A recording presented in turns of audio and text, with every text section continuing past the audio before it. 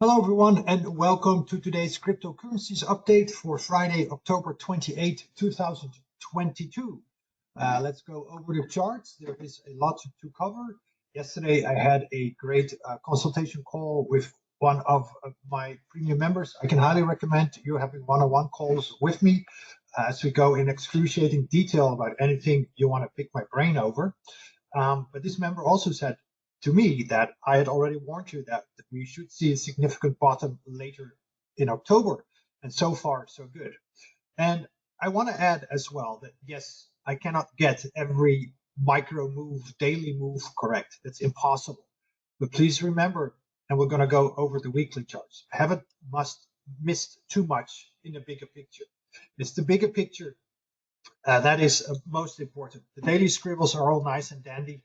But remember, the shorter the time frame, the more likely you're going to be wrong. The bigger the time frame, the more easier the Elliott waves pop out. And I'll show you the weekly charts to go about.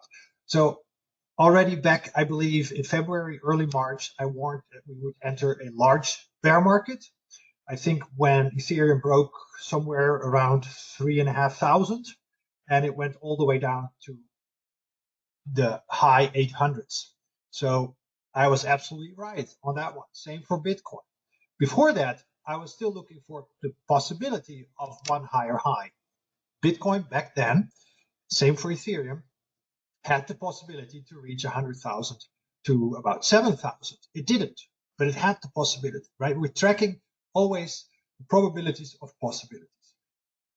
And then we have our cutoff levels to the downside. If we break those levels, then that possibility is off the table, right? When the evidence change, we change accordingly. That's what we're doing. Everybody else can have their opinion and their BS, because that's what it is. The price is the only one that matters, because price is the aggregate of everybody's opinion. So that makes price objective. That's why we look at price, and I don't need to know anything else. And Elliott Wave tracks those sentiments, those opinions. So while the majority of people have left cryptos, they joined it late, at least my servers, late last year, early this year, and they're all gone. They're all gone. Can't get them even interested with a 10-foot pole to start accumulating or buying or trading cryptos again. They'll all come back once we get close to the top. Rinse, let them repeat. Stupidity knows no bounds, I guess. I'm sorry, but that's just really the way it is. If you really like Bitcoin at 60, 70,000, you got to love it, 20,000. There's no other way to think about it other than you're just following the hype du jour. But okay, enough of a rant. You can skip through this if you want. This is the bigger picture Elliott Wave count for Bitcoin. Hasn't changed since. I'll update it eventually. So either we are completing, I would say, Black Wave 5 of primary 5 or all of cycle 5. That's the difference. We're going to do 2 legs higher or just 1 bigger leg higher. Regardless, the 1 bigger leg should be about to commence or has already started, but still early days. But before we go to Bitcoin, let's update Cardano. Again, still looks good here for this wave 3. I was looking for a low somewhere here at around 375-ish. Again, these are these tiny scribbles. If you fall over those, I think you don't see the forest through the trees. There should be in this bounce and then one last 5th wave lower. That's the ideal. This 5 of 5 can truncate, okay? That's really the 5 of a 5 is not the money maker if you want to short it, okay? So this still looks good. Then wave 5 completes. If we go all the way back to its high, right? All the way back to its high, then we've completed 3, 4, and 5, okay? So moving on to Avalanche. Avalanche is improving. Yesterday, the day before yesterday, etc., etc., etc. It was not above its 50-day moving average. Just as I said ad nauseum about Bitcoin, we need to get above the 50-day moving average. It's a critical moving average for stock markets, cryptos, ETFs, you name it. It's a well-followed moving average. The same as the 200-day. The 10 and the 20-day, not as much. Why? Because institutional buyers follow these longer time frames. Okay, they don't buy every micro minute. they have to scale into position. So 50-day is very important for the intermediate-term trend. That's where the big boys are interested in. They're not interested in these minute scribbles. Amateurs are. Everybody their own is fine, but please remember what you're dealing with and who deals with what.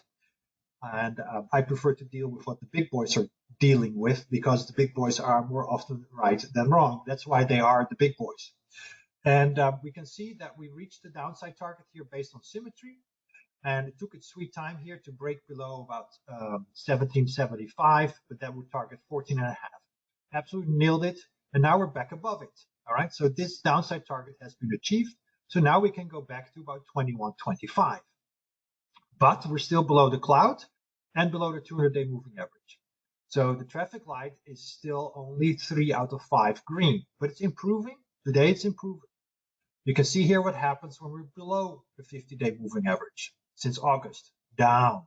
We go above the 50-day moving average, we go up. Okay, we do need to break above the Ichimoku cloud. And as you can see here in July, you get kind of like a lot of backing and filling in the cloud before the breakout happens. So you see what happens when you break above the cloud. The cloud is really hanging like a lid above price. It's resistance. And eventually, and hopefully we'll get through it. So now the next upside target is 21.25, as long as we stay above the 10 and the 20-day moving average, and we can hold the 50-day simple moving average. Just like MATIC, don't be surprised if we see a little bit of whipsawing around the moving average before it blasts off. Here we have Binance Coin. Binance Coin is starting to improve as well, but it needs to close above 299.65, $300. That really improves the chances for 335, and above 335, I'm going to look to 460 to 500. Okay, so it's still early days, because this can, of course, still be this pesky B wave. Let's see if I can find it. No, I need to switch the other way around. Sorry about that. Don't know where it is. Oh, it's on the other. Anyway, it can still be a pesky B wave that we have A, B, and C. So support is now at around 275, 272. Yesterday's low, and yesterday's low was at 274. So 275-ish, 272-ish is support. We need to hold above it, but it is moving higher. So what we're seeing now is higher highs and higher lows. 300 is clearly resistance. Get above it, we target 335. Get above that, we target into the 400 plus. Why? Because then we're in this red wave 3/C. Here is the trend chart, and you can see Binance Coin was struggling with the 200-day moving average, this red line. Right? It did not reach its full potential downside target at about 240. It sold at about 255. Again, these are, of course, projections. They don't have to be followed, but when they do, they will get followed. So please always keep in mind, there are no certainties, but we have to have enough lines of evidence to suggest where we're going to go. What we have here is a clear breakout. We're above the cloud, above the 200-day. Now, all Binance Coin needs to do is indeed get above 300, because then we can target 330 plus. I had 335. Above that, you know it. But the trend is your friend chart starts to support the bullish resolution. Look how the moving averages start to point up. So when we get price above the 200-day, 50-day, etc., and things are going to start stack bullishly, like we do here in July, August, then we're going to look for good times ahead. Here we have Bitcoin. To Bitcoin, the short-term time frame still looks good here for this micro 4 and now in micro 5. That's the preferred view. So I have moved the labels 1 degree, so to say, in time. Instead of looking for a nano 3-4, I'm now looking for a micro 4-5 to complete this initial move higher, and then a pullback, and then 3, 4, and 5. Still looks good.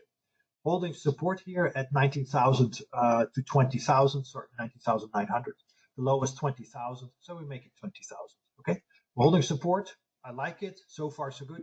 All we need to do is break essentially or close above yesterday's and Wednesday's price. Okay, that's Wednesday's price. Is of course Thursday's open. We break above it, then this wave 5 is confirmed for 1/A, and then we get 2B, etc. Looks good. So here is the hourly chart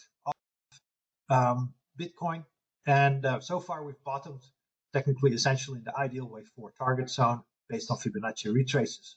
I like it. Again, we need to break above this week's high to confirm the micro 5 wave. This is the weekly chart of Bitcoin. I showed you that already in the slides. Major 4 here, and then we had, I didn't put these labels in here. Then we had a 1 up here in green. We had a 2 down here. We did not make a lower low, so that's good. Then we had a down week here, that is 3. And then we have a up week after that, that is then 5. So that's 5 waves up. If you would do it on a closing basis, would look really nice. And then we have the wave 2 here, and then 3, down week is 4, 5. So preferably that is primary 3, alternatively cycle 3. So far we've done 3 waves lower, A, B, C. I have a hard time counting it as 5 waves lower. And this is then the wave 1, and this is the wave 2. And as you can see, we're still in this sideways box. Okay, so Bitcoin has still a lot to prove itself. But I do want to point out that we have all this positive divergence. You can see here how price essentially stayed at around the $17,000 to $18,000 level, and momentum, strength, money flow has been improving. Look at how much more money has been pumped into Bitcoin since June. So this is called accumulation, right? This is where people have been accumulating because price has essentially gone sideways, if not lower, on a closing basis. We were lower, but money has been flowing in. That's a good sign. Liquidity moves markets. Now look here at all this positive divergence on the daily time frame we had, right? All this positive divergence. Okay, it took a while on the daily time frame, a couple of months, but we have the same, on the monthly time frame now. So if you can see this happening on a daily time frame, that eventually price will respond.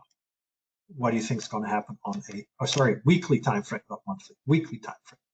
But again, we need to clear these moving averages. The alternative count is that we indeed bottom for cycle 3. This is wave A, then we get a B, and then we get a C.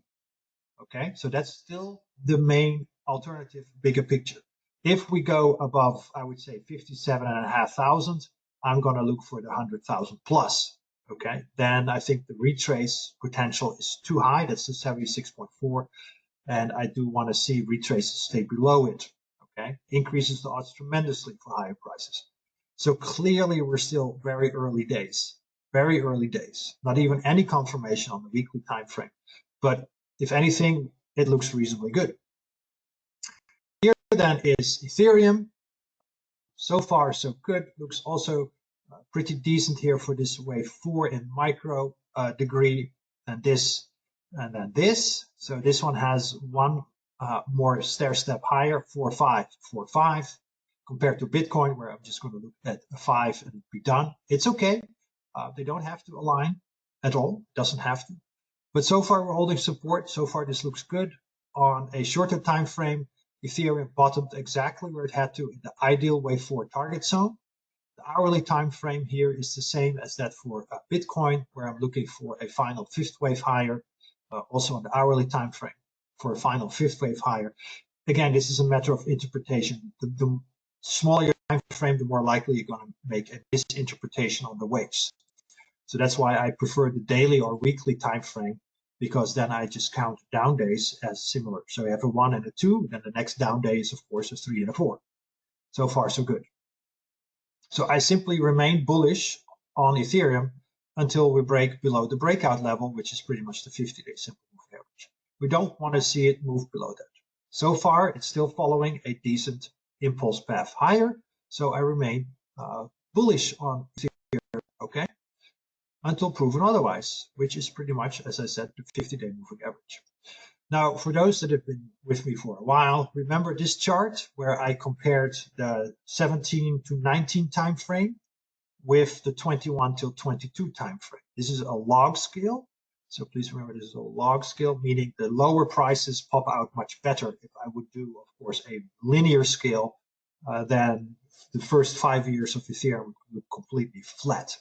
But I want to, again, reiterate the same pattern that we've been seeing. as you remember, on and how it's been resolving itself. So we had that high, right? Now we had that low, and then we have this high, and then we have that low. It's all repeating itself, right? And then, of course, we had the bounce high, which we had there. And then we had a lower low, we had there. And then we had the lower low similarly. And then, see here, we had the bounce high. And again, here we went lower. And then eventually, Ethereum started to rally. So I think Ethereum is somewhere in the early stages of 2019. Okay, that matches with this path, 1, 2. Okay, see that 1, 2, 1, 2, and then also 1, 2, 3, 4, 5. Okay, so 1, 2, 3, 4, 5, because that would then be major 1. This is going to be major 2, and then we get major 3, 4, and 5 to complete primary 5. Okay, that is the preferred path. But you can see the analogy. Now it doesn't have to follow, of course, but so far so good. And again, Ethereum took a while before it went above its 200-day moving average. It's a very critical level, and of course we need to get it back above the cloud. We're not there just yet. Okay, but it's improving. And this is then the weekly chart of Ethereum. It's a little more constructive because it's holding the 200-week moving average. It's back above the 10-week and the 20-week. So I think we have 1 and we have 2. Okay, and then we are now 1, 2, 3, 4, 5. This is 1 degree higher than the chart I shared here. It's fine. Both resolve bullishly. Okay. I might easily count this as 1 in red and this in 2. I just want to make sure we're open-minded to the possibility that we're already 1 wave ahead. But again, lots of positive divergence. You can see really how we've been accumulating. Well, we, they or them or us, whoever it is, been accumulating. But we need to get above resistance, which is between 2,000 and 2,200. Get above that, and we can target 3,500 plus. So early days, my friends, early days. And this also shows you how critical important it is to hold the 200-day moving average, which is currently at 1316. Okay, 1316, let me go back here, is where the 50-day moving average almost is. It's at 1394. Critical to hold. Those things we need to hold, but it looks good. Moving on to MATIC, Polygon. Doing the same thing, looks still good for an impulse. Okay, 1, 2, 3, 4, 5, 3, 4, 5. That's the preferred path. Unless we go, I would say, below 88 cents. So far, so good. I like it. And look again what happens when we break above these moving averages at the cloud. Now we get some backing and filling. That's just the daily scribbles. Look here, nice impulse. 1. This red candle is 2, 3, 4, 5. Perfect. Okay. Then we drop, and we should now rally. We're holding the breakout. You see here, the chart is slowly improving, like it just did here in July, when the shorter term moving averages start to get above the longer term moving averages. But in July and August, we were still below the 200-day. Now we're above the 200-day, suggesting this is an even better setup than we were in July and August. Please keep that in mind. Now let's have a look, excuse me, at Mara. Still looks good for a 3 and a 4. And I believe similarly for Riot. So that's really all I have for today. Again, I have no reason to turn bearish. I know the bearish cutoff levels. For Ethereum, that's the 50-day moving average. For Bitcoin, I don't want to see it pretty much go below 20,000. Okay, so far, so good.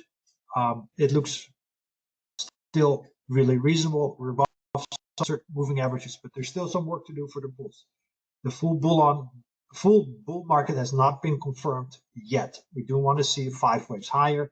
So once we get that completed, then we are going to look for the pullback and the next rally. All right, that's all I have for today. Thank you so much for listening. Thank you so much for being a valued premium member. Thank you so much for understanding you cannot get every daily scribble forecasted correctly, but we remain bullish on the long to intermediate term as long as we're going to hold these breakout levels. Okay, if we drop it below the October lows, especially the June lows, all bets are off. Then I can be looking for 10,000 or 12,000 for Bitcoin. So those are the levels we need to hold. Until then, I prefer this shorter term impulse a little bit higher before we see the next pullback. Take care, trade safe, and see you all on Monday. Bye.